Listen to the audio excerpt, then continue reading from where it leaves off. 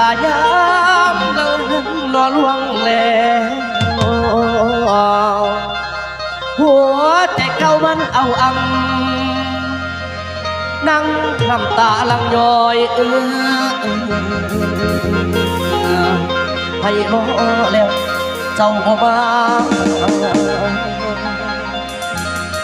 ละจ้างเป็นตัวให้อายท่าน้องอายท่ากระเบื้องเบื้องสตางละยังคิดเห็นแต่ความหลังทางผ่านมาโดนแล้ว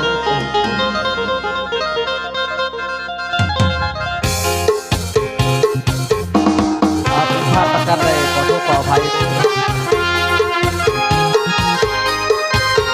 ฝากไปถึงพระอาจารย์น้อยมณีสูงเกี่ยวสีเด้อ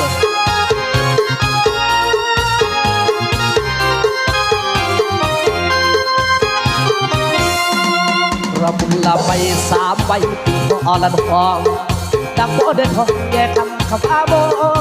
ละอำระบุลสองเสียงไก่จุกนำยามปียามคำคิด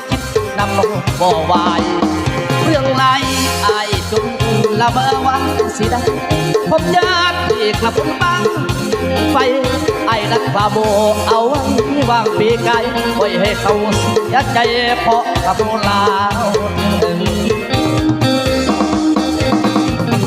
ไว้มาเฮิงแล้วตั้งถึงเข้าทำในบ้านจำกันโยนที่เรื่องปากซองออกกับข้ากระบาเซ็กเขาเล่นเต่าสู้ดงฟ้าหงบงดังกุ้งทั้งไก่น้ำทั้งเต่าที่ไหลออกรับกลับลาสีเพราะไม่เตือนลำคำเบาคือว่าสิหลอกก่อนลวงอารักแค่กายภาวะจะพุ่งพวงจนเจ็บซ้ำในสวงเพราะกระบุญผู้เบายืนจากไปไม่ไกลกับไอเธอแสดงอย่างแดงโค้งแห้งไว้กระบี่เยอะของจังไอตกระเบือเพื่อละไงลุกเยาดีสุขกับเขาแสดงเขาเก็บปากกาแฟใจเดียวคนเดียวไล่หักไล่แบงใจเดียวคนเดียวไล่หักไล่แบงไอ้ตัวเสียหักแค่เป็นเพราะหักดอกจนมองเศร้าเขาเสียเจ็บข้างเล่นข้างในมาสั่งใจก็ละมันย้อนนักสาวลาวเธอ